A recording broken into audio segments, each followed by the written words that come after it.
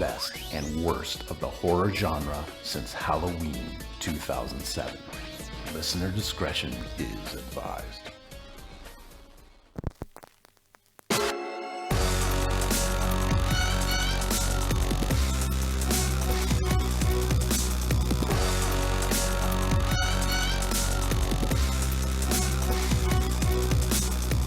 Hello, everybody, and welcome to another exciting episode of Bloody Good Horror. My name's Eric, and I'll be your host for this evening, where we will be discussing my staff pick, The Last Broadcast, a found footage film from 1998 that came out right around the time of the original Blair Witch Project, caused a little bit of controversy at the time, and we're revisiting it tonight. Everyone is very excited, and by everyone I mean me. I'm the I would host. say the littlest bit of controversy. Yeah, like 7 or 8 people. My film teacher in college and you. I think. Yeah, you guys, it was important to Eric. Yeah. I am the host, the beleaguered host of Bloody Good Horror. Joining me tonight, first up, coming to you from Chicago, Illinois. He drinks beer. His name is Joe. Shot-town stand up. Yep. Maybe I'll when it all falls down. Next up on the show, Chief When it all falls down. Editor-in-Chief, Web Designer-in-Chief, and he wasn't last tonight, so congratulations on being an adult, Mark. Welcome to the show. It's your boy. It's your boy! Yeah. Next up, co-host of the Instamatic, coming to you from Indiana, vaping over there. His name is Casey. Hoosiers? That's the only noise I know how to make. Cornhole. Didn't Casey go on record as saying that the Instamatic is not recorded in a year at this point? I'm I did hoping, on Slack today. I'm hoping. I don't want to split hairs, but co-host. I'm really hoping if I keep saying it every week, it'll light a fire under his ass and we can get a new episode out. Well, to be fair, my actual co-host has been gone longer than I have from Instamatic. Yeah, so. well, that's true. I'd like you to start introducing me as news writer Joe. Casey, again, please. you have the power to choose any co-host you want, buddy. You can just kick that one to the curb, and I don't even know who it is. Oh, I so- know. All right. I'm actually having to be a big boy and study things, and it's didn't mean- cut I into didn't my mean to start my this. life. Thanks, Joe. Thanks, Joe. Last up tonight on the show, coming to you live. The music's done, but we're going to intro him anyway. From New York City, New York. That's not the capital of New York, just so you know, but it is kind of a big deal. His name is Schnars. Hello, gentlemen. Schnars, Eric. I'm going to start with you tonight. Oh, You are no bullshit here. I know people think I make this I would up. never. I know people think I make this up, but you are the business manager of bloodygoodhorror.com. You manage all If the I got hit business. by a bus tomorrow, Bloody Good Horror business Yeah, would. it would cease to exist in every form. All of us would continue to get just as much money as we're currently making off of there it. you Yeah. go. Your paychecks would. And Continue not be- in no way be affected. when we got together earlier this year for the now annual Bloody Good Horror Business Summit, and you showed us some spreadsheets, some Excels, and one of the topics discussed was this year, the 10th anniversary of Bloody Good Horror, and what are we going to do? What can we do to get back to the horror community? So we spent the last couple months tossing around ideas, and I think we came up with something, John. We're ready to announce it tonight on the show right now. Hold on. We are going to announce tonight a save the date. Way to take the air out of my balloon there, John. You know, listen, you built it up. It was a lovely Well, job. whatever. But we were only no, missing I mean, one detail, really. Yeah, well, yeah. Most of the details are worked out. Yeah. What? You were setting up for a home run, and John has delivered a bunt. Yeah. I am preparing to bunt. John tried to bunt, but it went wide of the foul line, so it's actually just a strike. So we can lay out a bunch of things. To Eric's point, we are celebrating 10 years. You know, as much as we might downplay it, we're really excited about it, and we're gonna take maybe a little bit of a victory lap, and we're hoping that some folks will come and celebrate with us. And to do that, we're gonna throw a little party. That party will be on October 21st, 2017. Heyo. That is a Saturday. It will be in the glorious city of Milwaukee, Wisconsin. Milwaukee. Why Milwaukee, you ask? Because none of us live there. Joe lives like sort of close to there. And you know what? We looked at a lot of different things, and it was sort of like the right mix of a price point that was going to be reasonable for us, and a place where we thought we could pull an event off that people would be interested in, and also a town that supports drinking, which we support. Way to make it sound sexy, John. Yeah, so we found a place we can afford. No, I mean, listen, like we weren't going to like do an event in New York City. Like that was like not going to be reasonable. Well, the other thing is, Andy kind of knew what he was doing there, right? Yeah. So Yeah. Andy is a critical member of the BGH 10-year anniversary planning committee, and he has a lot of deep connections in Milwaukee. So we've had a lot of success connecting with some local businesses and yada yada yada. Long story short, we are going to be filming a midnight screening in Milwaukee. We're not going to be filming it. We're going to be. Yeah, we're not sorry. filming it. Well, We're we gonna can be film screening. it too. We're going to be screening it. One word. I might. Bukake. We'll be like filming. We'll be filming some Snapchat vids or something. I don't know. Yeah. Same But yeah, content.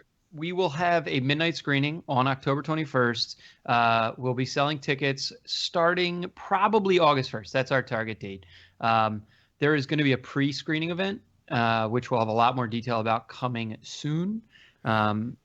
And yeah, it's going to be awesome. So So we don't know. The detail is that we don't know what movie it's going to be yet. I think probably, hopefully, like some kind of marginal classic or an older film. I May presume. I suggest the last broadcast? I bet we could get the rights I pretty heard cheap. the last broadcast can be can be screened low price. I'll just bring my Potentially DVD. horror related. Yeah. But maybe a Dark Knight. We're thinking. I don't know. We are talking. We're looking at. We're looking at a bunch of different movies. We're talking to some distributors or some folks who own the rights, and we have the theater lockdown, and we'll be announcing all that stuff soon. There's like all kinds of funky rules that we're learning about, where like there are some films that you can only get through the theater because they have existing relationships. Then there's other films where you can go direct to some type of distributor, and then the theater's actually been like super nice to work with, but yeah, they've been helpful. We're trying to nail all that down. We have a short list of movies. They are all going to be of the cult classic variety, so it should be a lot of fun. It's going to be a good event. And we're, like I said, we're hoping to get a lot more detail out to folks very soon. Tickets will go on sale August 1st. And we wanted to get the news out because we hope folks are going to be able to come join. If you're in the Midwest, hop a train, hop a car, just hitchhike, whatever it takes, really. Ride a cheese wheel. Yeah. I believe so. We're getting the final countdown, but I believe we will have 18 Bloody Good Horror staff and as of loved right now. ones of staff in attendance. In other news, we actually have 18 people on staff. Yeah. Oh, we have more. This is actually just the ones that have confirmed That's that they true. can go. Yeah. And more, I think we should mention that we'll be locked in a house for the weekend too. Like we'll be Yeah. converging.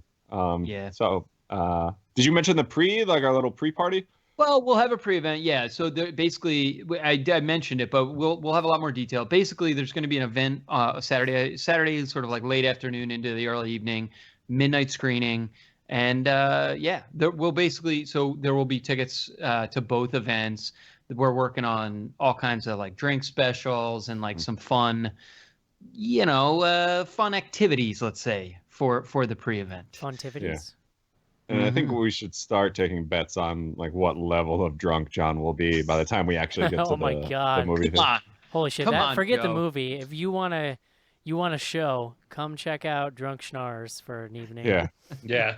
If you've never been barked at in the middle of a major city after a 3-mile walk, this might be your chance. Or shamed because you want to see Yeah. Times Square because it's the first time you were ever in New York City and John won't let you go.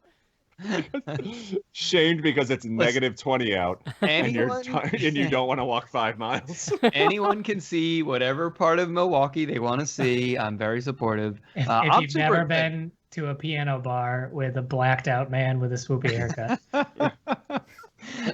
So I've been to Milwaukee twice in my life, and I had a glorious time both times. So I'm just excited to be making a return a to great the city. state of I've Wisconsin. been I drove 0 through once. times. Yeah. I Really, drove Mark? through You once. never went up there your entire time here? Nope. I've been to Apple Holler in Wisconsin, and that's about it. Can I Jesus holla? Christ. Can I holla? Can I Holla, holla? holla, holla. Can I holla? I've got big plans though for fried cheese and beer. Oh, so much. how We're gonna be s- up in Milwaukee this coming Sunday. If anyone wants to meet, just Mark, hang how out. similar is this Apple holler to the holler in Buckwild? Because that's the only one I've ever seen before. You know, I have no knowledge of It's Buckwild other than what it's you not told even me. close. Okay. I would say the closest thing you could relate it to is what was that like farm stand in Burnt Hills? I got Oh, Lakeside. yeah, sure. Yeah, that's what you're looking at Great. there. Great. Well, John, it is very exciting. Thank you for that. Big props to Schnars, by the way, golf clap, and the not-so-secret MVP of Bloody Good Horror, Andy, for seriously, like, Yeah. I think it's clear if this was left up to the rest of this, then the rest of us, that nothing would be happening. So, as much as I like to break your balls, Schnars, I would just like to give you some public No. clappers here. I'm merely the person who's trying to who's like cutting checks. Andy is doing Yeah, the lion's share of the work, John's and doing Joe this. is actually has been doing a ton too. So no, listen, we're by the end there's going to be a lot of work for everyone to do. So don't worry. John's just putting money in Andy's G-string, and then he's oh doing boy, the rest. It could be actually where we're landing. it's a terrible deed. In all seriousness, though, I have actually this year, John, spent a lot of time thinking about 10 years of Bloody Good Horror. It really is. I mean, it's mind blowing. I haven't held a job for 10 years in my life, so. No, I mean we'll run down some of the fun stats as we get closer. Oh, I think. that's But, great. I love stats. Love that. Yeah, we should pull together some of the personal, you know, the all the fun stats. It's only been 8 years, but I mean, I guess you guys can whatever you want to call it. Yeah, no, it'll be fun times. A decade. We might not survive No. to see. Well, I'm confident John will not. Actually, be yeah, making a full flight home. The 10-year is actually Halloween, so if John does not survive the party, he's not going to make 10 years. He'll be just short. The Again, spookiest of 8 spooky years. times. 10 years, lowercase g, and good. 8 years, I think things really picked up. I'm pretty sure Eric will be just short. Wow. Whoa! Sing. Hey, go fuck yourself.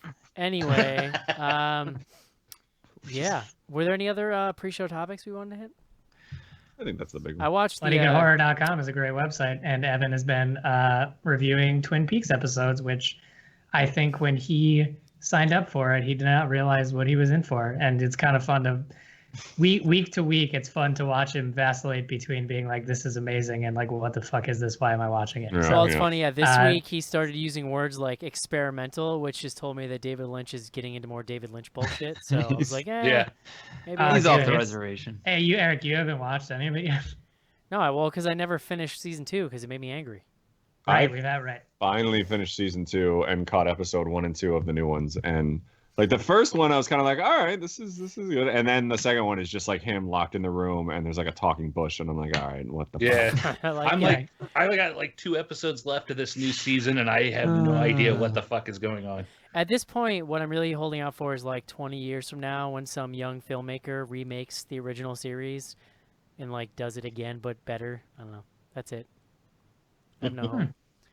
I don't know. you know That what? seems brazen. So many nerds just got so mad at you. Sorry. Don't. Yeah. Too bad. Don't care. You know what I watched last night, Schnars? I've been on this Shutter TV kick, where Yeah, I just you go- have been. So that's all I do now. I don't watch. I don't like plan to watch anything. I just put on Shutter TV and whatever's on, Hey, I hold on. watch it. Next time we're talking about Shutter, let me send an email to them to see if we can get some money dollars for giving them. Well, I have some this thought. free I was press. actually just talking about this with Casey. Like, they repeat the movies a lot. Like, it's not just every movie on the service on a loop. Like, they repeat them.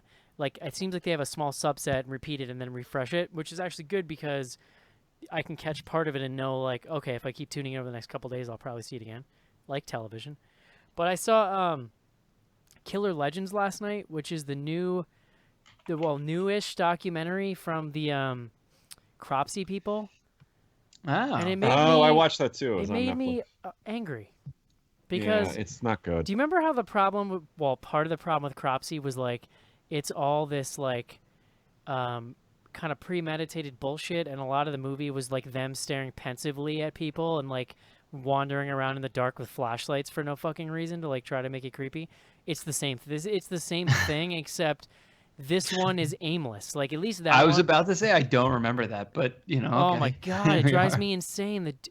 Like, and at least Cropsy was about one story, but this like they're just talking about everything. Like literally halfway through the movie, they just start talking about John Wayne Gacy and go through his whole story for no fucking reason. It's like not even an urban legend.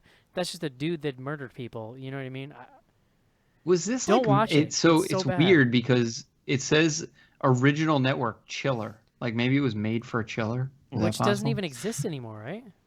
I think it does. I don't. I Yeah. don't think so. I don't know. Let's just say no and move on. So anyway, Shutter TV, thumbs up. Yeah. Killer Legends, thumbs down. I've got to imagine there is a large man in a basement somewhere that is hosting Shutter TV and got very excited when they saw someone was watching it air. So Right. kudos to you. I mean, honestly, Current active users 1. it's funny. What? It's funny that you say that because I'm all of a sudden way into it, and all I can think is like, "There's no way this is gonna fucking last." Like any day, I'm Oh, gonna. no. It's gonna be like Monster TV or whatever, Monsters Oh, HD that all was over the again. best. Yeah, like I'm just gonna tune in one day, and they're gonna be like, "Yeah, we're done. Sorry." I was so sad when that went away. But it's got to be so easy. Like there's no programming involved, But you're right? paying Like all they those just film rights, and you're competing with Netflix, I assume. sure, and but every I think other- they can do get it have some sort of deal with Amazon, because if you're like looking around on Amazon Video, it says you can like watch through Shutter. So I Yeah, do wonder yeah. if that's kind of propping them up a lot. Well, yeah, Amazon does a whole like you can subscribe to like Showtime on Amazon too. It's also possible that they're like, it might be a co-venture of different studios, so it might have some like legitimate backing. No, I mean they definitely have like a quote unquote originals. Like they have stuff there that only they have access But to. I mean, think. what I'm saying is it might be Uh. financed by companies that make their money other ways and have just like a vested interest in it. You know what I mean? As opposed to being a startup that could run out of money. I don't know. I Entertainment think Productions Inc. And I was this close to clicking on Sadako versus whatever, the like Grudge versus Ringlady movie that's Yeah. on there.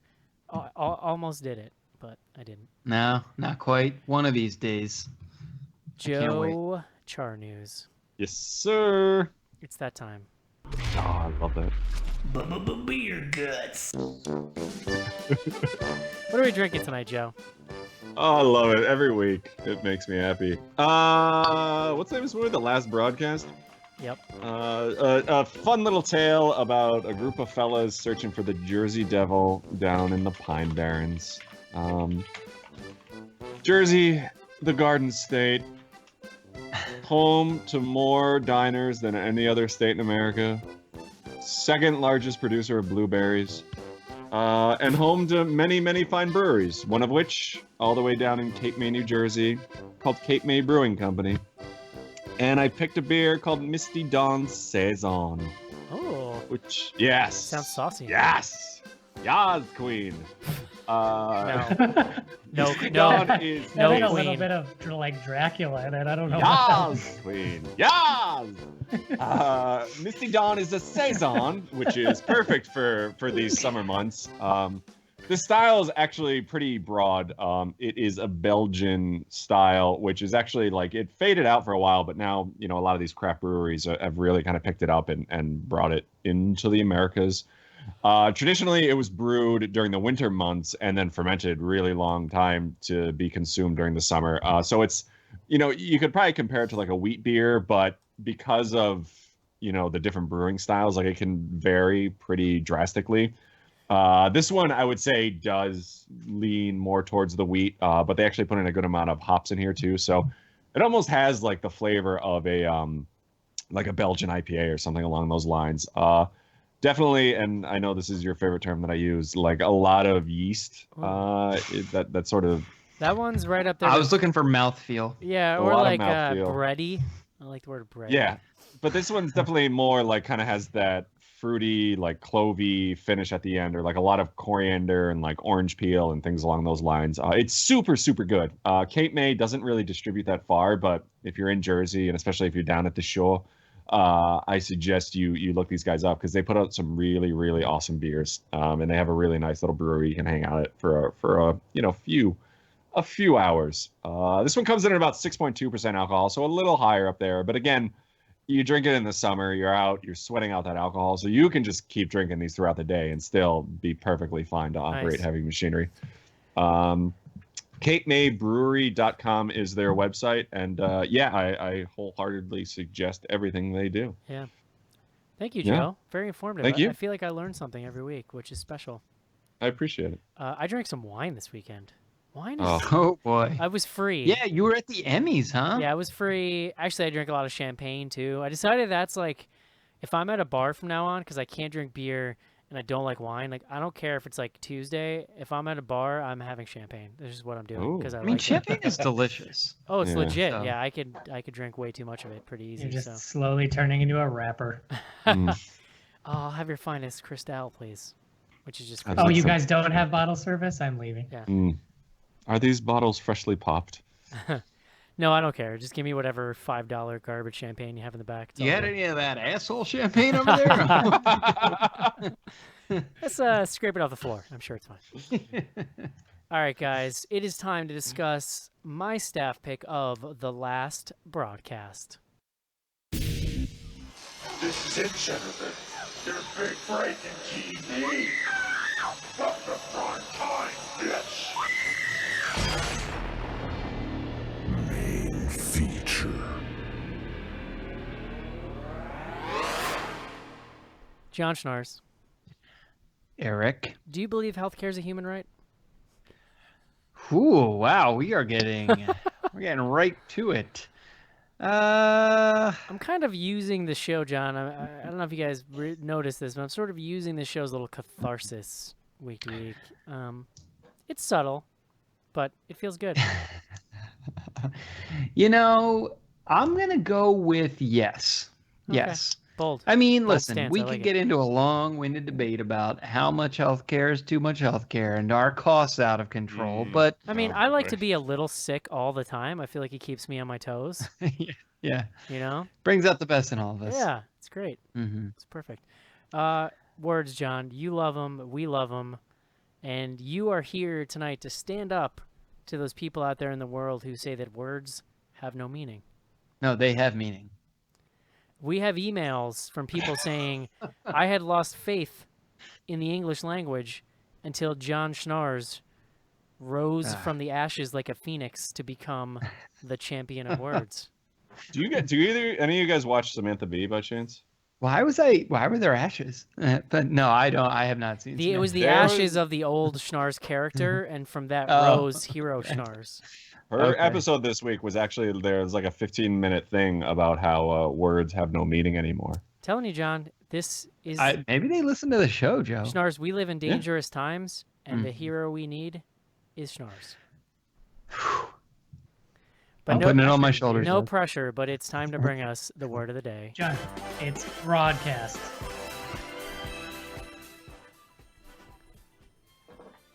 Eric, today's word is progenitor. Ooh. Progenitor. A person or thing from which a person, animal, or plant is descended or originates. An ancestor in- or parent. You wear underwear to cover your progenitor. Right. A person who originates an artistic, political, or intellectual movement can also be a progenitor. Ah. It comes from the late Middle English, which originally dates to the Old French, which originally dates to the Latin. Oh God, I love it. Aladdin. Originally, yeah, like oh on yeah, the, like on yeah, the yeah. Genesis. Progenit, which they define here as begotten. Bagul. Mm-hmm. Yeah, it's from the word. The words together mean forward. Pro meaning forward, and genere meaning beget. So, progenitor. Man, Um, that was pretty good. Joe, I think I'm giving this week to Schnars. I'm sorry. Yeah, I don't blame him. I Yeah. remember when I used to leave my books at school, I would have to have the progenitor open the doors. So I could, get in there and get them.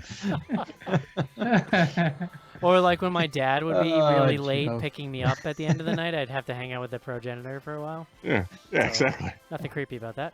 Exactly. Thank you, Schnars. You All got right, it, Eric. we had an open week, so we decided to do staff picks. And in the spirit of 2017 being the year when all BGH memes get breathed to life, I decided, hey, let's do the last broadcast. I've literally been talking about this movie for 10 years on the show. I saw it for the first time, not actually at the time, but I was living in Florida. So it was about 10 years ago. And, oh, God. Oh, shit. You all right, little buddy? Oh, my God. We lost Eric. That was He's horrible. Eric has been replaced by a keyboard sound. I can't even describe how terrible that was. Oh, God.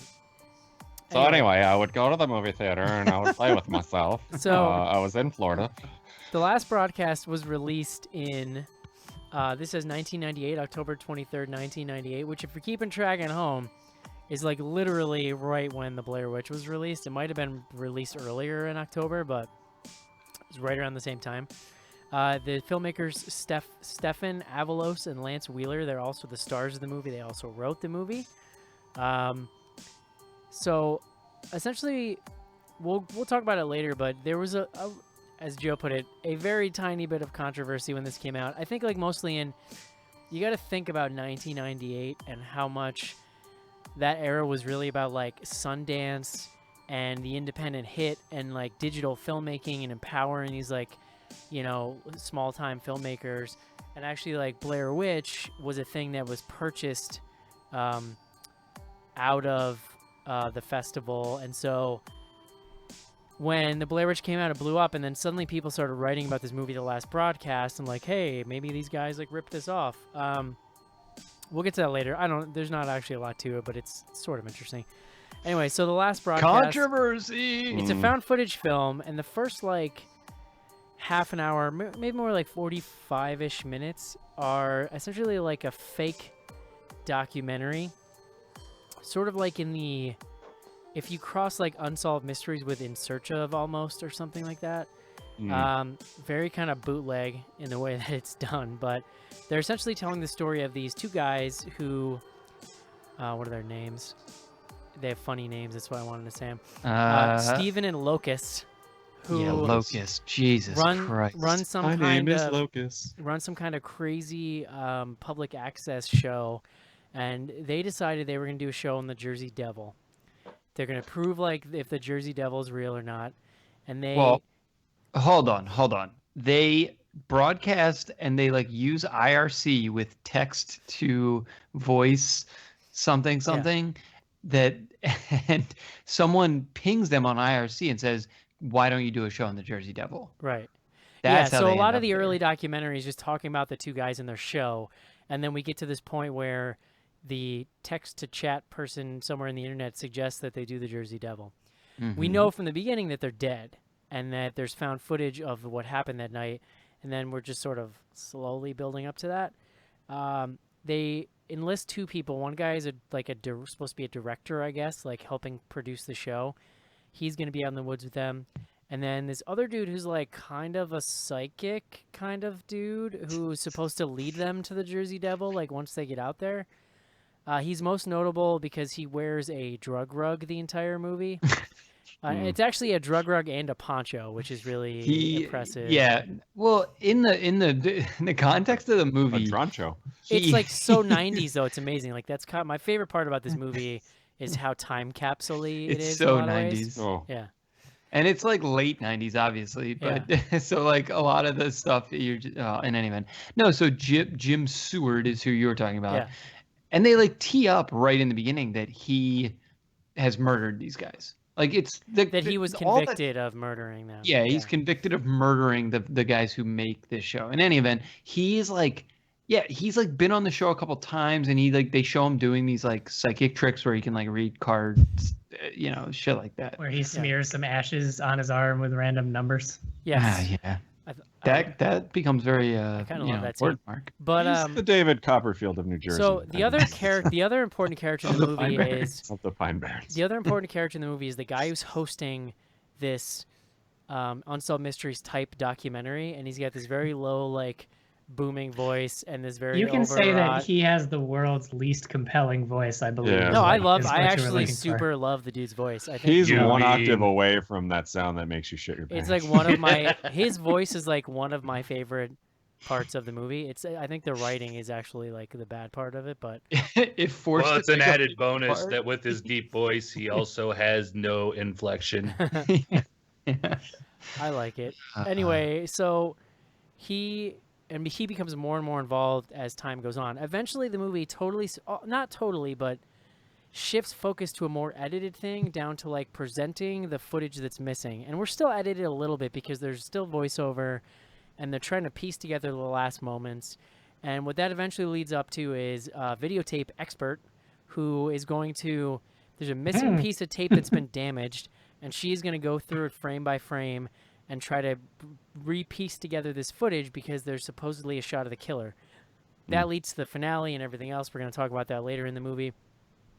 But for now, let's talk about the last broadcast, Joe. Yes, sir. So I don't know if I mentioned at the top of the show, but I had originally heard about this movie when Blair Witch came out, and I was a senior in college taking a like film class because you had to, because it was an art school and every asshole had to pretend like they watched fun movies. And I remember like this is the first movie I remember like people talking about, like, you know, when people were talking about the Blair Witch, someone would say, well, have you heard of this other movie in the last broadcast? Which is exactly what my film teacher did. So he explained there was this movie that takes place in Jersey where they're looking for the Jersey Devil, blah, blah, blah. I never actually saw it, but as soon as this started and as soon as you started talking about it, Eric, I realized that was the movie that he was talking about. That's interesting. I didn't realize you had actually seen it ahead of time. No, I hadn't seen it. Sorry. We just heard I it. had heard of it. I had never actually seen it until this viewing. So I was mildly intrigued sitting down to watch this, but once we got going, like you guys mentioned it, like it is very dated. Yeah. Whereas, you know, obviously you compare it to Blair Witch, where I was never a huge Blair Witch fan, but I think you could still watch that today and still, you know, that movie could be plucked out of any time because there's not a ton of stuff that really dates this. This Totally. is a ton of talk about IRC, a ton of talk about just like web streaming and things like that. And like they really sort of place themselves at like a specific time. Like Eric said, like I think the narrative and the writing in this is really poor. The acting, like obviously it's very low budget. Like the acting is almost unbearable at parts. The two main characters, which I think we said are the director and writer, like are extremely obnoxious. And you know, some of the parts are like laughable. But I mean, that being said, it is interesting to look at this through the lens of like this coming out around the same time. You know, especially with like what Eric said, a lot of people saying that this influenced Blair Witch, which I think can be argued, and I think has kind of been proven that it really didn't. But I mean, overall, it's tough watching this for the first time to not just watch it as something that, what did I just say? Like you're seeing for the first time. It's hard to kind of look at it through the lens of like 20 years ago, but if you can, I think it can be somewhat enjoyable. But overall, I was not a huge fan. Yeah. Mark. To quote my good friend Joe, oh boy. I mean, I agree with Joe on a lot of this. I think that it is a very interesting time capsule, but I think it's, you know, we're all of varying ages, but more or less of the same sort of generation. So we all have cultural context for what the 90s and specifically the late 90s were like. And also, you know, being around and aware of what's going on at the time, like Blair Witch came out and having that be kind of our first access into this particular subgenre. We have all that context. And then that way, this is an interesting film, certainly. I think, like Joe, this was my first time seeing it. So it doesn't really hold up. It's not particularly scary, right? It's about as tense as like 2020 is. In that a mediocre 2020, I would say. Well, but if you're comparing it to Blair Witch, right? So much of Blair Witch is like, even like, oh, we're sitting in the tent and the tent's shaking and making noises, and like that's tense and scary. And in this, it's like, oh, a person died in a grisly fashion. Let me very boringly narrate this blood-soaked patch of ground. And it's like, it's not really, maybe it's meant to be scary. It's very not scary. I think it's actually like, think that it's important. I think that there's some sort of importance here if you consider the time period, but as a movie, I think it's like kind of boring as shit and pretty laughable, honestly, at this point. Casey. Well, I hate to be the dissenting voice, but Eric, you're not going to like what I have to say. No, I'm going to agree with Mark and Joe. I had a hard time getting through this movie. It was a little slow. At the same time, I'm not going to repeat the problems with it because they're pretty apparent. I can appreciate what they were going for here, though, and it was interesting. A lot of the stuff, because you see, the thing that sticks out to me is right now we see a lot of movies come out that they're retro on purpose and they're making them look like 80s and they're trying to like, oh, look at all this old technology and stuff like that. This technology, the old kitschy technology exists in this movie, and the thing that makes it interesting, especially if you're even the slightest bit interested in technology, is like Eric, and especially with like TV and film stuff and whatnot, is the stuff that they were showing us on there was actually fairly advanced when they were filming this. And so that's kind of what stuck out to me. Like, I'm curious, like, even what part of the audience understood what the hell they were talking about. Like, yeah, how many people actually knew what an IRC was? I don't back even when, like, think even what when they were did. popular? I don't even think what they did in the woods was possible. I don't think so in either. that year without like fucking military grade technology. Like I don't see any way that they were live streaming a show, an IRC from the friggin' woods. That was one of my favorite moments in this entire movie, and sorry to interrupt, is like when this guy's basically like, they needed to find a technology to stream video live. And then some like fucking schmuck in a weird sweater is like, hey, I invented live streaming in 1998 or whenever the hell this was. It's like, oh, good for you, buddy. Yeah, we all know that the live we all know that, what was it, 1995 that they were out there, I think they said. Somewhere around there. I know the movie came out in 98, but all this happened a couple years beforehand. So it's like 95. We all know that it would have been like this episode of the show would have been broadcast on Real Player, and it would have just said nothing but buffering for 2 hours. Real Player. Those are the days. So I can appreciate what they're doing, though. I mean, I think it was the first half of it is, I think, a better example of this than the second half of the movie, but it's put together as a fairly realistic, believable documentary. It's just not very exciting for a lot of it, just because of the writing. So it's definitely interesting to see. Definitely interesting to see the way that the pacing on these things has evolved. Like what they're doing. I mean, it's not actually super believable as a documentary, but the pacing is right, because like a documentary, especially at the time, would probably start out like that, where they're more like slowly building and developing into the story. But I feel like we're so used to found footage movies just like getting to the point really fast, even the documentary type ones. Schnars, what do you think? Yeah, I mean, I think I'm gonna surprise all you guys with my response tonight. Well, yeah, this movie, like, so I had never seen this, obviously, and like, but Eric has talked about it for a decade now, so I felt like certainly my expectations were probably higher than they should have been going in, even though I do think Eric was fair in saying, I was totally upfront in the pre-show email about what to expect. Yeah, no, you were. And so, but even that being said, like, this is like, I mean, it's really low budget. So interestingly, I don't know if any of you guys saw this, on the IMDb page, which for this movie, like, I have a feeling this IMDb page is like heavily edited by the filmmakers themselves. The budget is listed as $900. See, that's it says $900. That's awesome. Estimated. I love that. That's amazing. So yeah, it's pretty solid. It also lists in trivia on IMDb, dubbed the first quote unquote desktop feature film. It was the first film to be filmed, edited, and screened entirely digitally.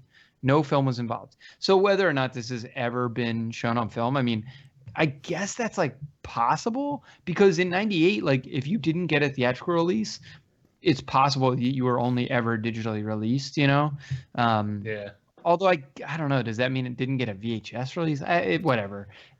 Put that aside. Like, this is, dude, it was live streamed, John. After in the hubbub over Blair Witch, I did some research for the show. These guys signed a deal with Hollywood Video for the VHS to be exclusively at Hollywood Video. Oh, interesting. I mean, you know, it's, speaking of 90s things.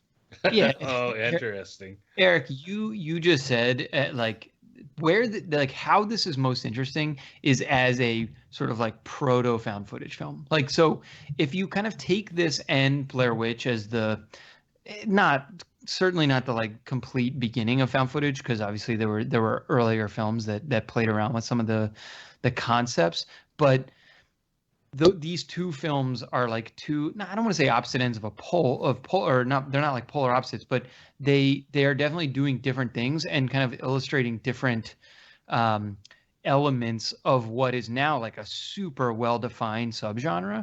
And so it's actually like really interesting to watch this and see how sort of like goofy all of the things feel that aren't now things that we associate with that subgenre, right? And so Yeah. I don't know. I mean, like, It's actually really rare now to see movies presented as a documentary like this. I actually think there should be more of it. The problem is that it's actually super difficult to do. It's much easier, in my opinion, to do convincing straight up found footage than it is to have an actor pretend to be somebody being interviewed and yeah, make that I mean, convincing. like, this is we got into it over email, and like, it's actually my opinion. And we shouldn't, I don't know if we want to get right into spoilers, but like, this film, like, it actually is like the perfect example of why you can't make a true quote unquote documentary found footage movie, because documentaries, like by their very nature, are like closed loops, right? Like, you know what happens at the end. They're exploring a subject. Like, it's very hard to like build tension over the course of a documentary. You have to have like contrived reason or contrived like sort of like set pieces, like in The Nightmare or something like that, if it's truly like a true quote unquote true documentary. And like a fake documentary, for there to be real tension, like, you as the viewer have to believe that something truly terrible was like possibly about to happen or did happen to the filmmakers, because that's ultimately what these movies end up being about. So most of the found footage now has like reconciled around this idea of like, I am like filmmaker or like person who wants like film to be released. It's like but their like final I didn't moments, edit it. basically. Yeah, it's basically like these people started to make a documentary and something terrible happened, Yeah, so yeah, I yeah. released the footage. Right. And that's not what these guys did, and they make a critical break that I don't know, I think is actually like, it's like super interesting, but it's also like the fundamental flaw of the film. That's so terrible. It is so very it terrible. really takes a hard turn. So I have a love for this movie, which I think is distinctly different from loving this movie, if that makes sense. Like, there is a place in my heart for this movie for You love it, but you're not in love with it. a lot of reasons. Like, there is, I think, like a real kitsch value to it that is very enjoyable to me when you combine. It's so, like John said, so low budget. The acting is just awful. Like, any discussion about this compared to the Blair Witch, forget about the directing, forget about how, like, what kind of found footage movie it is. It begins and ends at the acting, because the thing that sells the Blair Witch is like the three of those people in that movie are fucking incredible actors. Like, whatever you want to say about them, I think that it is like amazing acting going on in that movie. There's no acting going on. It's like just dudes saying things, like, and it's it's in no way convincing. But I think that mixed with like the 90s technology and the fashion and this totally low, like at one point I'm supposed to believe they're showing me news footage and like there's no graphics and there's just a woman with a mic and the mic flag is clearly drawn on with like a blue pen onto paper, like, and then taped onto the mic flag.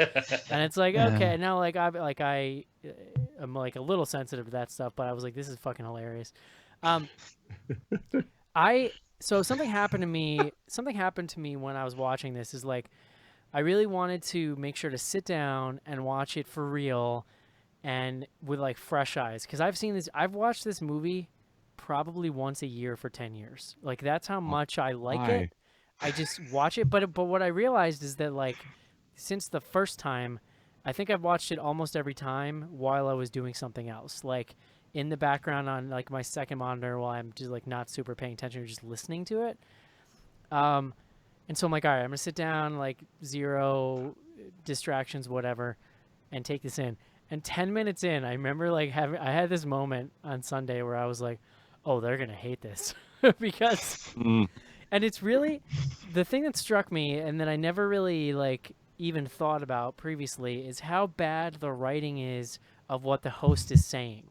Like, it's so overwrought. Like, there is not a metaphor or irony or anything present in this film that is not super hammered by the host, where he's like, he'll just be like, and the great irony is that they are children of the digital age. Oh, he's How so ironic bad. is it? How ironic. Like, you know what I mean? Like, everything has got to be, like, tacked to my forehead with a like, hammer. You know what I mean? Like, they can't just let any of their points rest subtly. It's got to be hammered home. And there's hilarious shots where, like, he's holding the camera up and staring into it with a microphone. It's like, none of it makes any sense. I do think that so yeah, like, the first half of the movie is super best viewed while doing something else, because, like, if you're just sitting there watching it, it's just, like, kind of brutal. Thanks for the heads up, Dick. I actually 100% disagree in the guy's voice. I do think he's kind of funnily monotone, but I really like his voice, and it's got, especially at the end when they start this so they get to the found footagey part, and the editing gets very trippy, and they keep replaying these parts over and over while they're trying to piece together the timeline of what happened, and they're showing these little bootleg maps about, like, where they were in the woods, and the guy's voice is kind of accentuating stuff. I think there are genuinely creepy moments in, like, the last half an hour of the movie that I super enjoy, and even on this viewing, like, taking in all the cheesiness, I still really like that stuff. Like, atmospheric maybe is a better word. Like, it's not scary, but it has a vibe to it that I really enjoy. It's creepy knowing that you've watched this almost a dozen times. Yeah, I find creepy. I really like Yes. it. There's, to me, and since the first time I viewed it, I've always felt like the ending is a total botch job. Like, whatever conversations they had that led them to the ending, which we can talk about soon here, just nonsense. Like, that was a bad idea. Why did you do that? But again, it's like they were figuring out what found footage was, and I think, like, in a modern day found footage movie, you 100% could have contrived a way for the camera to stay first person and capture everything that happened there, and it actually would have been way more you just intense. set it down on a table. Have it fall in a place that, like, or set it on a table, or, like, maybe it gets knocked out of your hands and it conveniently falls with a perfect shot of the room so I can see everything that happens. That's Blair Witch, right? It falls and you can see the corner and, like, of but the room. but they didn't have, like, that's what's kind of fascinating to watch their thought process here, right? Like, they didn't have that really, with the exception of, like, Cannibal Holocaust or something, right? Like, where's the precursor for them to learn from? They were trying something, and I think it just super didn't work.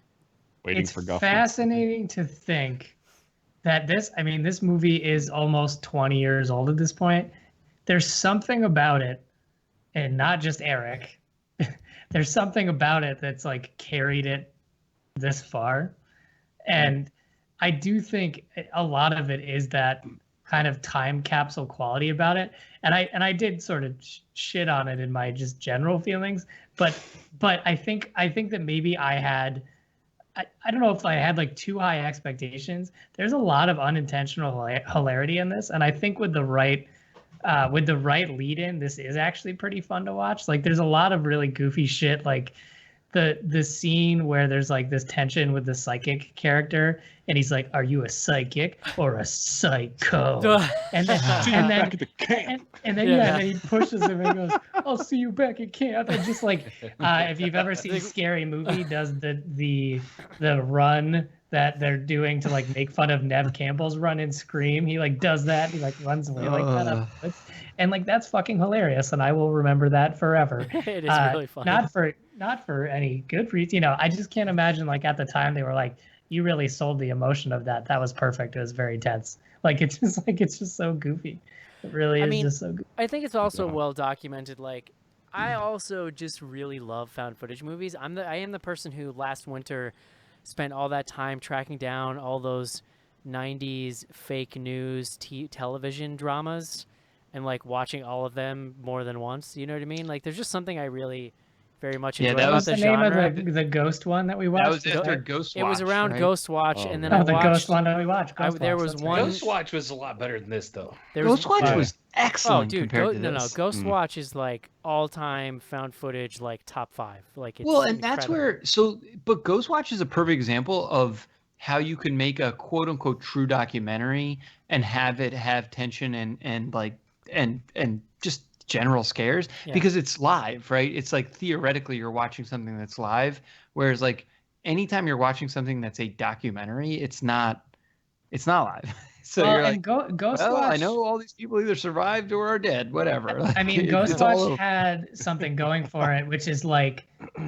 lights turning on and off and shit shaking is like spooky. There's spookiness going on, and this that nerds talking in front of like ancient technology is not scary. that's Mark? what the narration of this. I mean, Eric, I kind of get like it does lend a certain something having it, whether you agree about the guy's voice or not. Towards the end, in the beginning, it makes it very hard to like get into it. But like this is more narrated than the most narrative documentaries that exist. He's talking over literally the entire movie. Well, and you can tell too, like I think that you can tell how young these guys are, like inexperienced, because they can't. The movie itself is never allowed to show you a point without the guy telling you the point you're supposed to be getting. You know what I mean? Like it's almost like it's very amateurish screen. It's like George Lucas wrote a found footage. Right, like It's this almost is like like Mandy Moore wrote this. you get her name out of your mouth, Joe.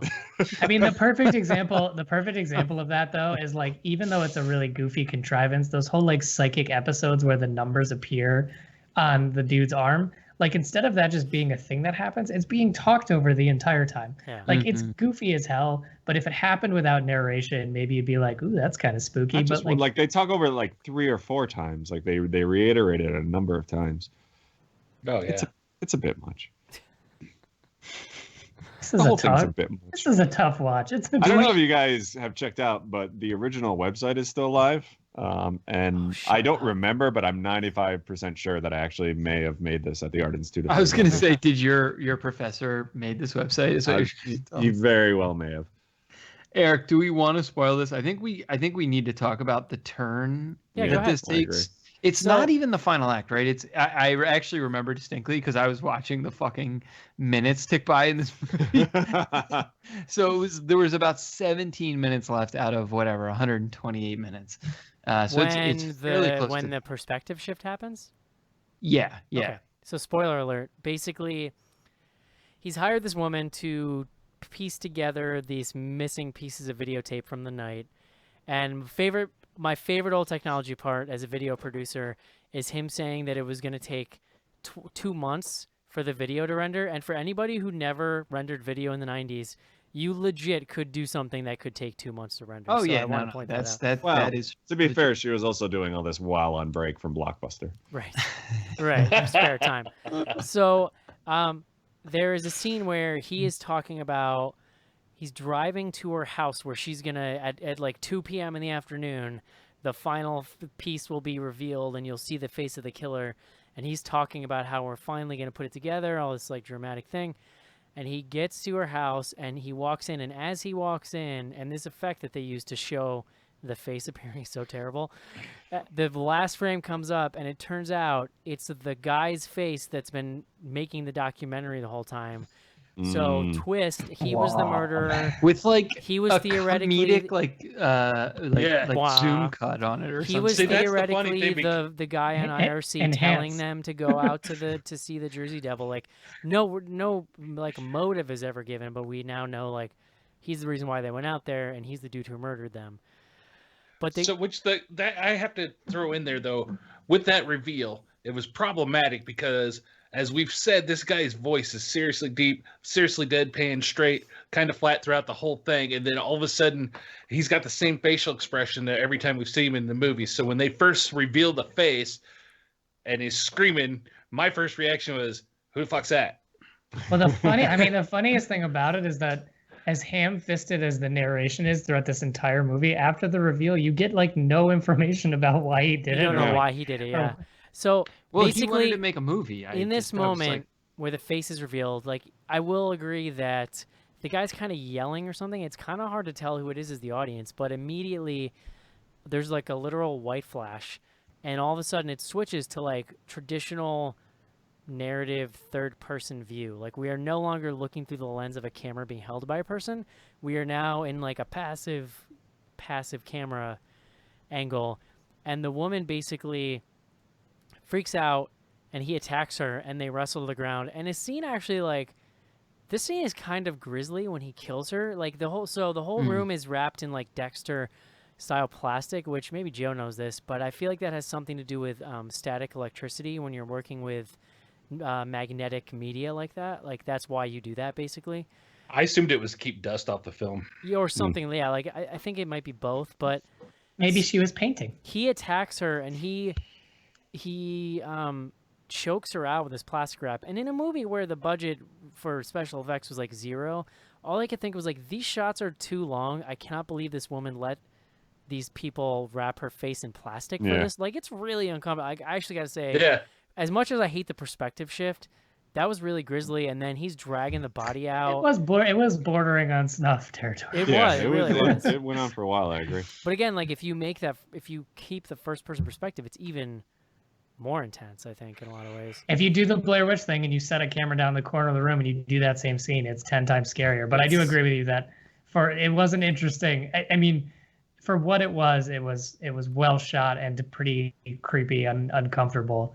But it is really just so jarring to be out of that perspective you're in throughout the entire movie. And I did have to chuckle a bit too once he was done with all that grisly stuff. That you see him turn around, pick up his camera and his microphone, go straight back to deadpan. But again, like holding the camera up in front of it, like selfie style in front of his face, like a big chunky ass VHS camera. He like brushes the dirt off of it, and he's like, "Okay, I am back." But there's something kind of interesting. I don't know. Like, there's another creepy scene when he goes to bury her where she's kind of moving around, and he's just throwing she's dirt still on moving. her. So it's kind of a cool little moment. Yeah, because after he got done messing with the computer in the room, she was still moving too. And he had to go back and cover her face again. Right. So yeah, I think that the ending totally is crazy and weird, and it's like a very good case study of why you shouldn't change perspectives like that. But it's almost like they balked, right? Like they committed to a first person movie, and at the very end, for whatever reason, thought they could not pull off an effective ending without going third person. You know what I mean? It's almost like they were like, shit. You know what I mean? Like they committed until the end, and then they faltered. They were like, you know what? We can't do this the whole way. Well, it's like we were talking earlier, though, too. I could see where they get to that point, and they're like, shit, we don't know how to do this to make it look first person. Because they didn't, like John said earlier, they don't have anything to compare this to, really. Well, see, but so this is like where you can see the like early stages of first person, like working themselves out. Like, I don't know that they thought it was a big deal. Like, I just think that they like looked at this and they were like, no, this is actually going to be like an interesting way for this movie to go. Yeah. You know, and like it looks ridiculous to us now, like in like modern times, and like with literally 20 plus years of these movies kind of under our belt. But they were trying to figure it out, and they like, I think what's interesting is when you compare this to Blair Witch, like the power of Blair Witch is like they actually got like most of it right. Like they really like they nailed like almost everything that we would like expect to see in a modern movie like these. So So yeah, I wasn't super surprised you guys didn't like it, and it was really interesting for me to kind of go back and look at this with a more critical eye. I definitely still have some love for this movie. You guys can't. No, I mean, like I can see it. Like I understand. Yeah. Like I can totally appreciate the sort of nostalgia of it, and it is an interesting movie to watch. Like I'm glad we watched it. I would never watch it again. I think you're insane for continuing to. I really watch this, like. but... It's Well, funny, and like, honestly, I'm not even I can sure. See like the appeal to. I can see the appeal to you too, more Eric, because of your line of work and stuff like that. So I could see that kicking into the nostalgia and stuff too. I mean, I just like any kind of old technology shit like this. I eat up, but I'm also a huge background movie person. Like I am rarely sitting at a computer working without something else playing in the background, and I think that's a good way to watch this movie.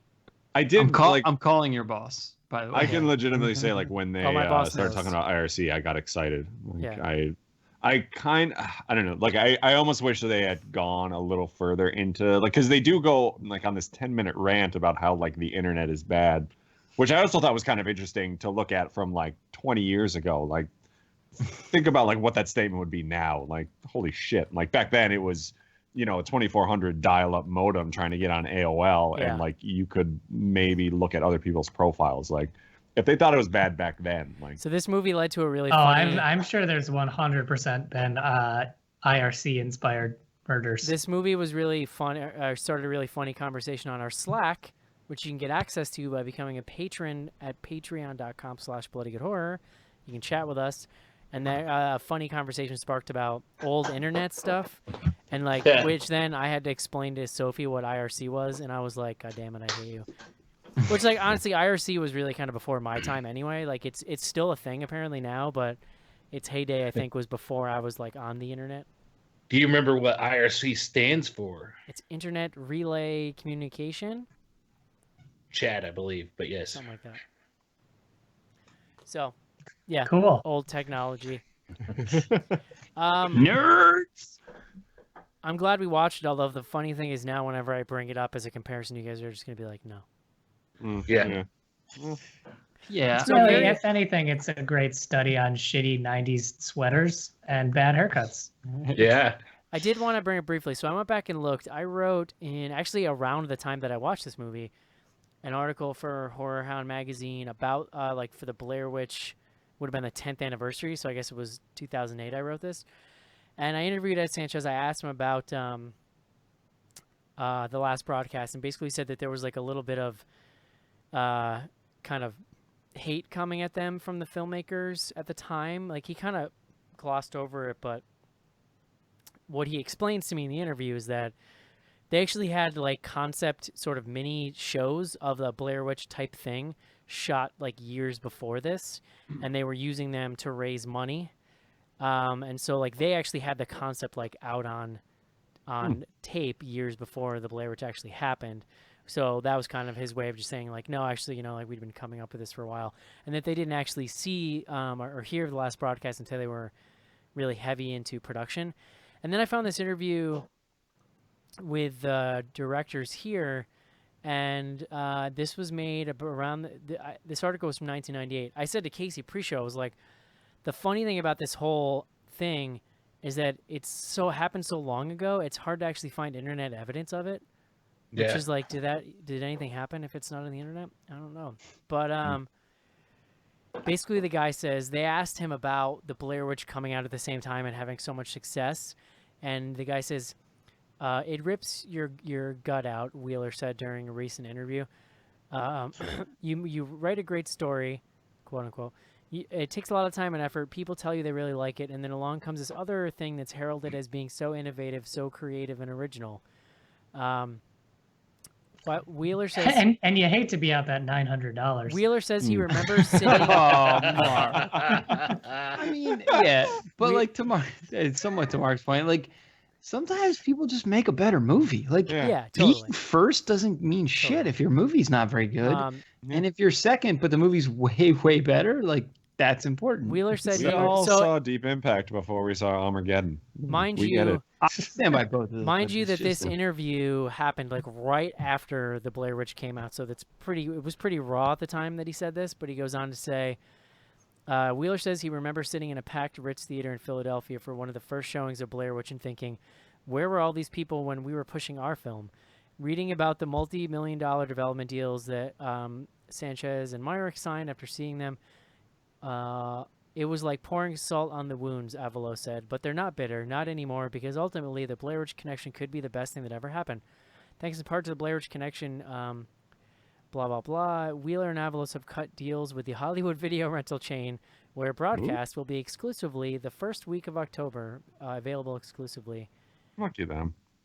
Anyway, so I did here's want to ask Joe to comment on some of the outrageous Philly/Jersey accents in this film. Oh yeah, I did enjoy that a great deal. So I found some more recent interviews with them, and I won't read them, but it was like, you can tell that they are super over it now when you read like modern stuff, but I think that, I think at the time they, like the guy says, right? I mean, like, I understand his feeling of they thought they had this amazing thing, and then here comes along a thing that is admittedly better, but very similar, and I think that led them to saying some things in the public sphere about the Blair Witch ripping it off. But when you go back to later interviews, they totally walk back all of those comments, And I think it becomes more about them just like, they had this dream and it was sort of dashed by a thing that just did what they did better. And I totally understand how that could make you pretty bitter and Yeah, upset, I mean, my joke aside, I mean, I totally get that. And when you're in it, you're in it. But I don't right. think You put years into something and you're so excited about it, and then the Blair Witch comes out and you're like, well, there goes 5 years of my life or whatever. But the flip side to that is that if this movie was good, I think that it could have totally ridden the Blair Witch wave. Like this movie, you know what I mean? It got some like retroactive, like if it was good enough, it could have gone into a theater.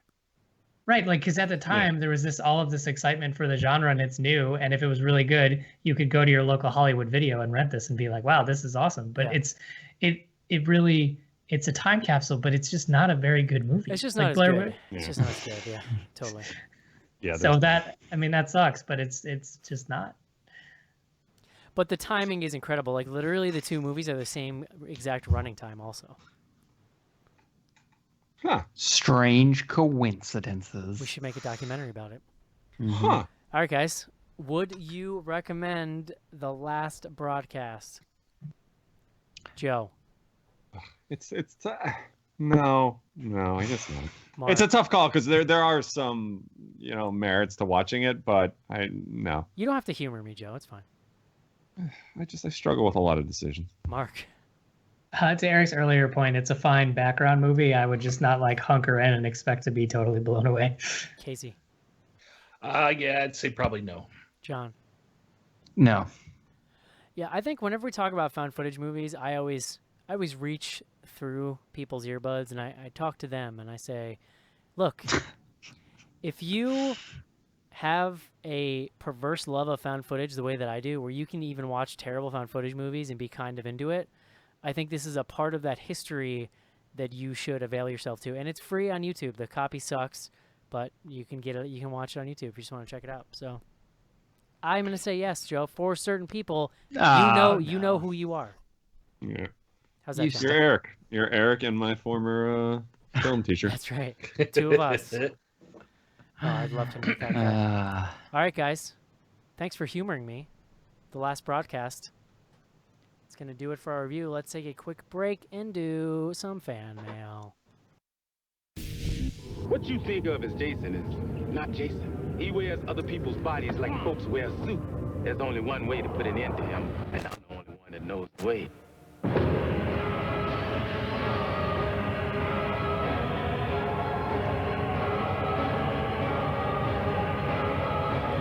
Jason Voorhees is dead.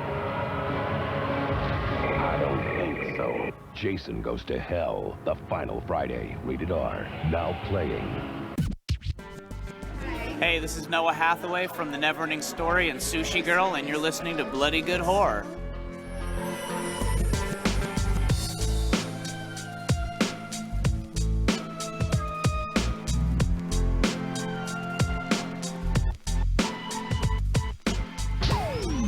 Send your emails to info@bloodygoodhorror.com or hit us up on Twitter at BGHorror with the hashtag AskBGH. And don't forget to pick up back episodes of the show at podcast.bloodygoodhorror.com.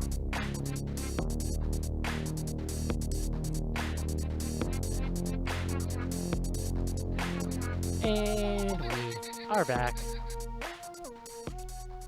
Once again, Joe winning the mystery trailer sweepstakes of the week. I kind of want to start keeping score. Ooh, I like it. See who wins over the long term. Joe, you're definitely Was that a ahead. new thing? I didn't know we were doing that. Yeah. I just get excited. It's mainly I like been to, Joe. Joe likes to call him out before the title comes in. I'm like a little kid with Tourette's who just gets excited about knowing things. Yeah. Like Honestly, that asshole who watches Jeopardy and screams out the answers. I've just really been enjoying hearing a new trailer every week and watching you guys enjoy them. I would prefer you just play that Key and Peele Gremlin sketch every week, but It's boobies, You bitch. had me at Gremlin vajayjay. it's in the movie. Oh, Schnars, you are roboting out, my friend. Yeah, that's a robot. Thing. We got no email this week, info@bloodygoodhorror.com. We're also on Twitter at BGHorror, and we use the hashtags AskBGH and BGH Classics. Yes, there are some very distracting noise things happening right now.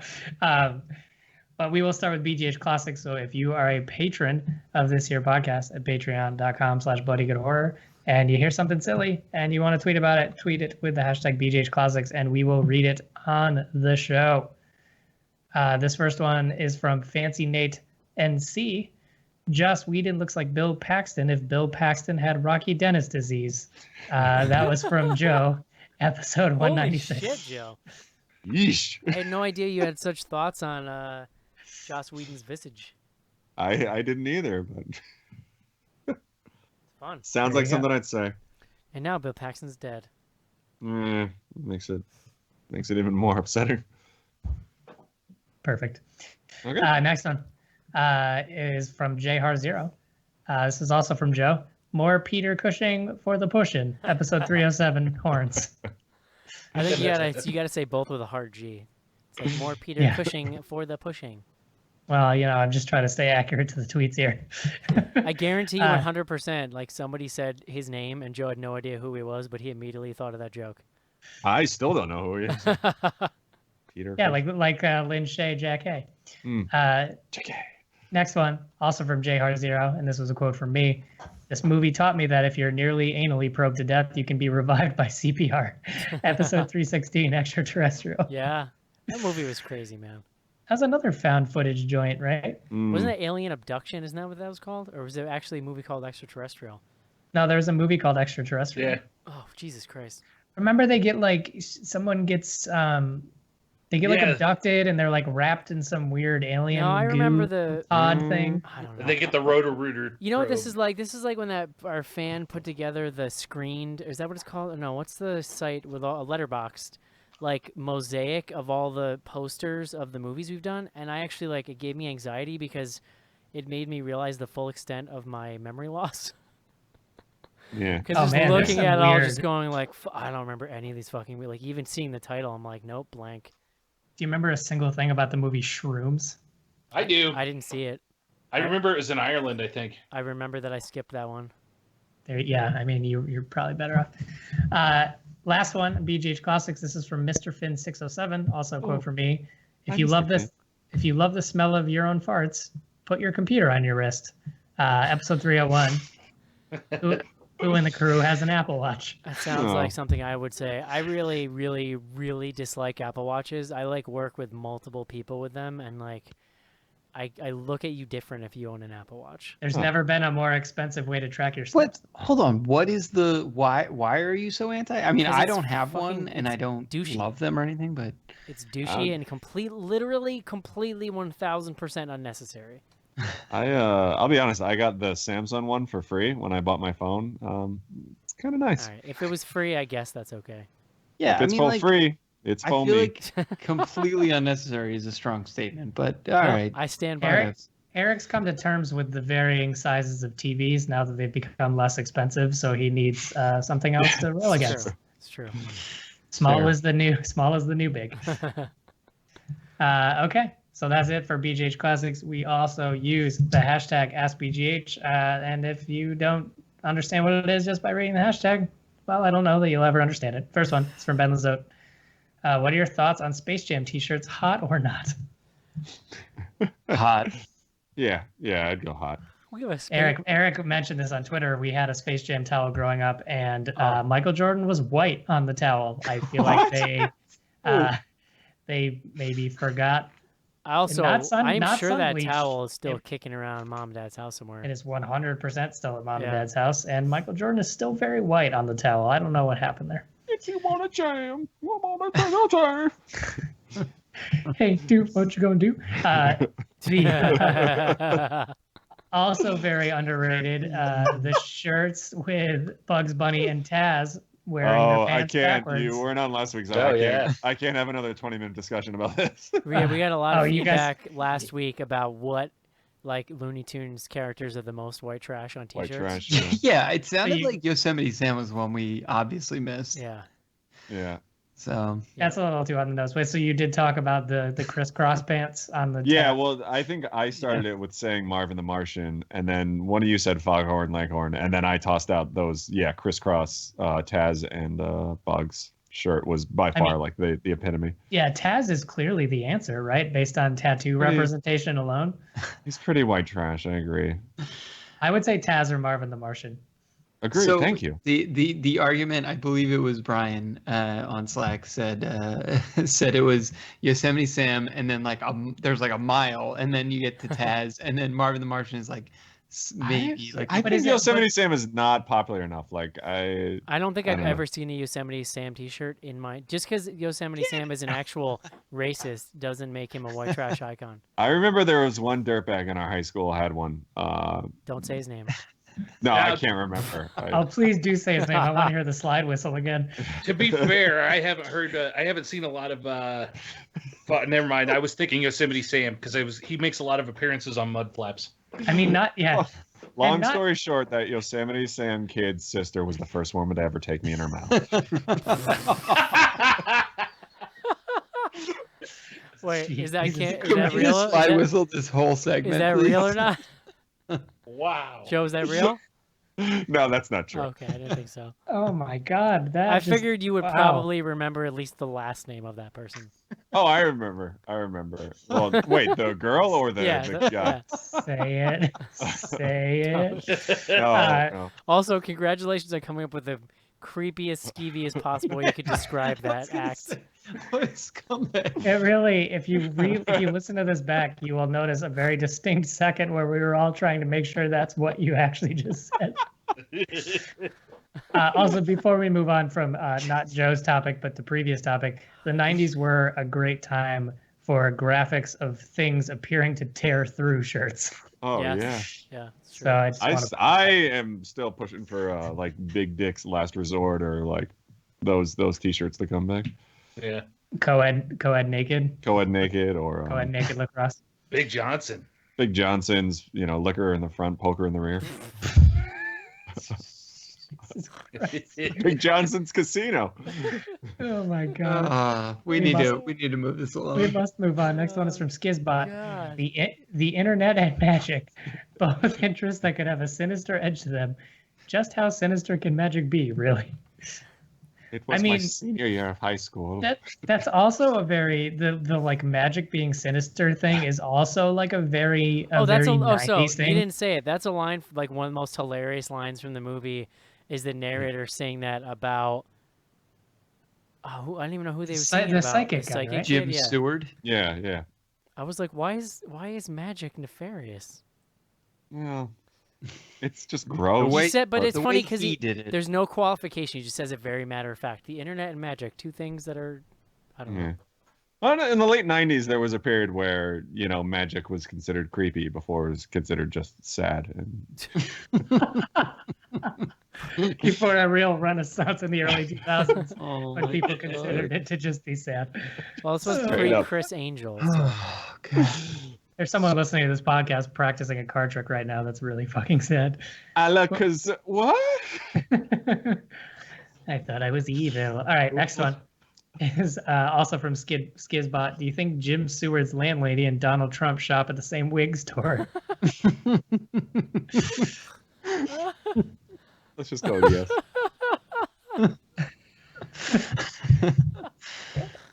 Eric loves a good wig store joke. That's pretty good. Next one, also from Skizbot. Man, and he's really going in this week.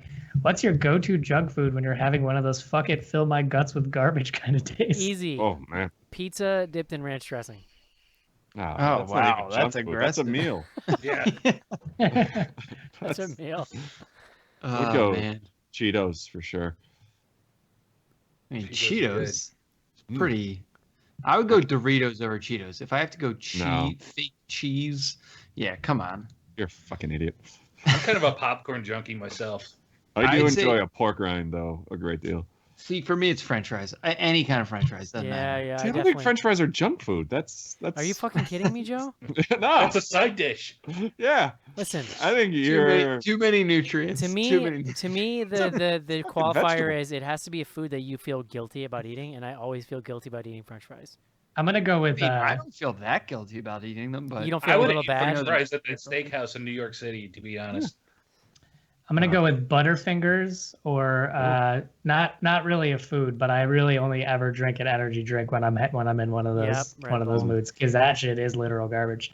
I drink Red I don't Bull. know. I consider junk food whatever you would buy at a convenience store on a long road trip. Yeah, so for Which me, would be it would be Slim Jims, so like pork literally rinds, and Mountain Dew. I'm right, into energy drinks and Butterfingers. I'm into whatchamacallits pretty hard. Oh, those are good. Or like All right, now we're just moving into candy, though. That's a like whole different like category. a Reese's Fast Break.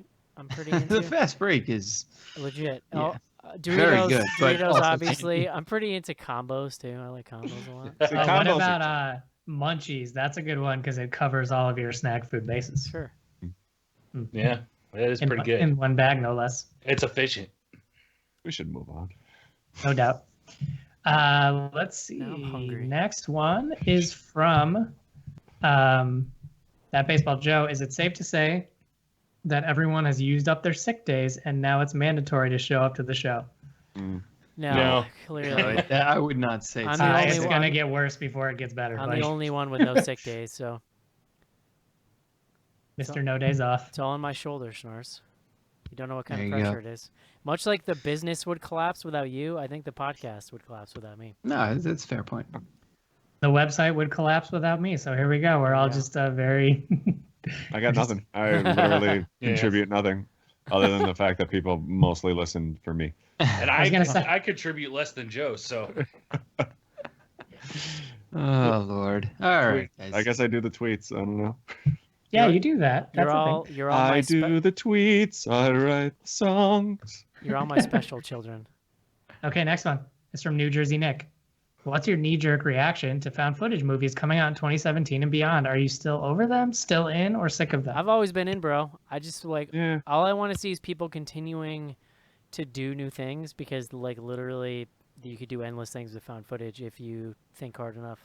Yeah, I mean, I- I would say I'm in that, like, if it's getting a theatrical release in 2017, I feel like the bar is pretty high. Yeah. Yeah. So it can't be god High awful. but simultaneously also kind of low because you can make garbage like Phoenix Forgotten, and as long as it's glossy enough, some asshole will put it into theaters. Fair, Yeah. fair Yeah. point. I think at this point it's stupid to argue that, like, it's stupid, whatever. Like, I think you can argue that found footage is just another subgenre, like fucking creature movies, or Yeah. you know, No, it is. I What it think so, totally is. 100%. like I think it's at this point we're beyond the point where But we're like, oh, I don't want to see. On the these same anymore. hand, what's interesting about it is that it actually transcends all those genres because it could be anything. You could have a found footage werewolf movie, or you know what I mean? Like it's almost I don't know. You bigger can't than do the that. subgenre. you could have a found You footage could, Friday the 13th No. movie. You could. That's my point. You know what I really want to see is like less of these like cheap throwaway Hollywood ones, and I want to see more indie ones, but like mid-level indie, because if you get too indie, then the acting sucks, and then you kind of lose the whole thing. I mean, not to get too political here, but we're in an age where you can like see literal murder on Facebook Live. Yeah, Well, so like it's honestly, Oh, boy. I would point to a movie All like right, Mark. I would point to a Mark. movie like Creep as like Creep is a perfect example of how good direction and solid screenwriting you can make a fucking awesome found footage movie for barely any money. And Yeah, I would say Creep, and was it The Bay? Was that the name of The that movie? Bay is that really we watched? great. Yeah, and The Bay is The Bay, actually Bay. more straight up documentary style. Yeah. So it can be done, but it's hard to do. I write the tweets that make the world sing. All right, Joe, wake up. This one's for you. Oh B. shit! Lassiter. Wait, I mean, it's not for you, but I know it's for you. Oh. This is from B. Lassiter. What 90s artist band song pairs well with this movie? Oh, I read this, and the choice is obvious. It's Pitch Shifter. What the fuck is Pitch Shifter? I've never heard of it, but I'll tolerate it. I'll allow it. Yeah. What is Pitch? What kind of music is it? Tell me It the name of was- some genre I've never heard. It was like new metal mixed with like electronica. Oh, Like, okay. It's perfect. I'm into it. There's no other argument. I'm sorry. Nailed it. Okay, great. Next one is from franchise MPLS. Is this Amityville movie ever going to be released? Nope. Yes. I don't know. I would say probably. We're keeping you up, John. John, John, I'm sorry, guys. I'm being Schnars really just hard. yawned on mic, and like half the show he yawned off mic because of Schnars. Yeah. John was very very bored by your question, so ask a more exciting question. No, legitimate question, but I'm- yeah, it's probably going to come out at some point. Listen, it's hump day. I'm tired. Next one, and I'm sure we've had this discussion on the show before, but this is from King Township Fit. In honor of the Jersey Devil, what's the best urban legend from your area? Oh God.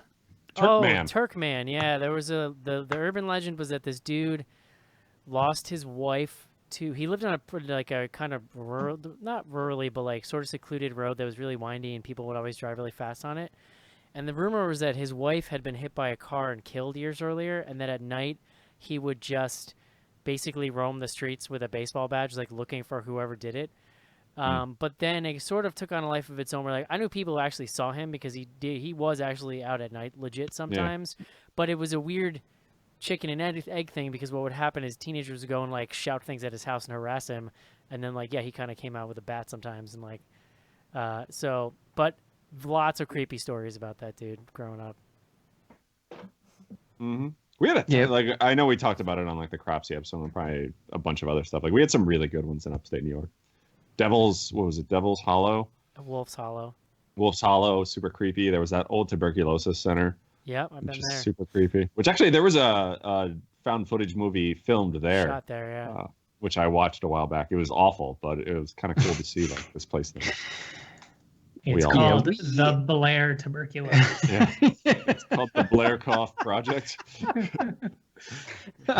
I don't think we had any like urban legends that I can remember that were like my town was like a little ass town. I'm sure there's like Philly ones that I well, there was when I was in college, there was always a rumor that Philly was an enjoyable city to visit. It was like an old wives' tale that was disproven on a daily basis. I heard the girls were loose there. Oh, Joe. You scamp. We had Little Egypt, which was a haunted cemetery out in the middle of nowhere, which had the typical Mommies? No, you trip over stuff and whatnot. But then there was also, if they caught you out there, there was somebody in a black van that would chase you down the road, supposedly. Although I never encountered the black van myself. I mean, there's just a ton in Jersey too. Like I don't know if you guys ever read those Weird New Jersey. It was like a website and then like the book. Oh there's yeah, books, we got the there's weird books for like every state now.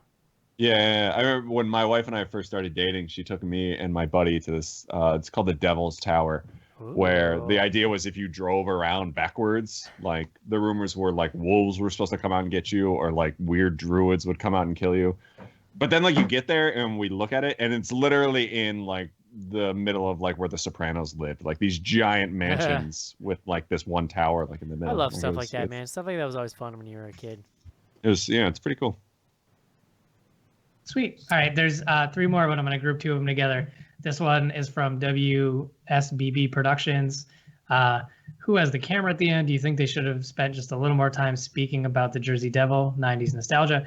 And related from Stout 2 114, would this be a better movie if you cut out the last 5 minutes? It's a definite swerve that, like, I mean, like, it's actually not about the Jersey Devil at all. Well, none of the movie is about the Jersey Devil. Other than they're looking for him for their dumb, like, cable show. But, like, it's funny because I think they only mention the Jersey Devil, like, twice. 1 or maybe 2 times. And then it's just like, we're going to go out in the woods with this weird guy and, like, see what he does. I think it would have been fun. Oh, and then he went crazy. You still could have kept it being... I'm going back to the camp. You still could have kept it being a not supernatural, like, human murderer, but played up the Jersey Devil angle because you're in the woods looking for it. So you could have made it creepy and, like... But, yeah, and it's not that they totally just abandoned first person at the end, and it doesn't really work. Yeah, I mean, the Jersey Devil is also a ridiculous urban legend, right? Like, we can all agree to that. I think that's what I was actually kind of excited about watching this for, because I thought it was actually going to be about the Jersey Devil and like kind of be a Blair Witch type thing, but with the Jersey Devil. And then you really just get into a documentary about a couple of guys talking about it for 5 minutes, and then these murders happening, which was a little letdown for Joey. And when you say all these, you mean like 2. But yeah, anyway. 4 guys. All right, last one. Not really. This reads the same as a question and not as a question. It's from Stout 2 114. BGH and Eric John love story 10 years in the making? Sure. I don't know that that's a question.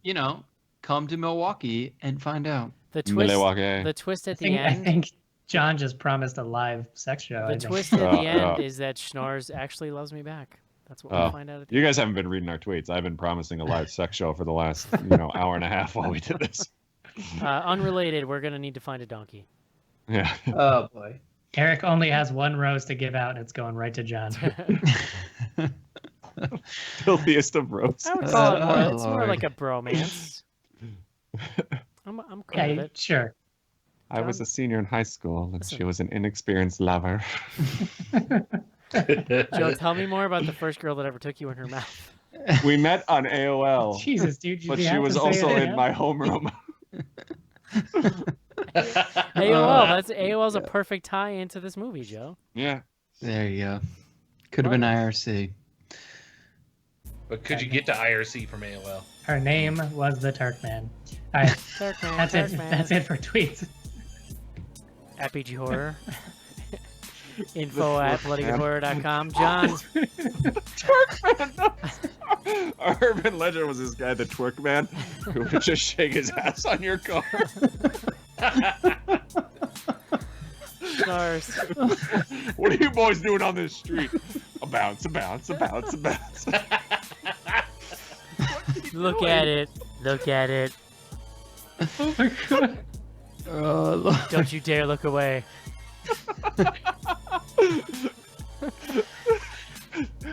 oh boy. We're fully off the deep end here. Hey, Schnar. What's cut off shorts, shaking his ass on your Eric, we have 2 upcoming weeks of staff picks, so we're gonna figure that out, and we will let people know what we're gonna be watching. My staff pick is that movie that Sophistical's doing, and I want to put our episode out before that comes out. Yeah. Mine is also the last broadcast. So. John, more importantly, when's the save the date again? The save date, October 21, 2017. Love it. For a screening of a movie and drinking and meeting with Bloody Good Horror. And maybe, if the night goes right, some twerking. Oh yeah, the twerk man. Oh, there will be twerking. Twerk He'll man be might there. make an appearance. All right, guys. I think we're done. The last broadcast. Glad you enjoyed the show. Talk to you next week. Adios. See yous. You boys better get off my street. Bye-bye.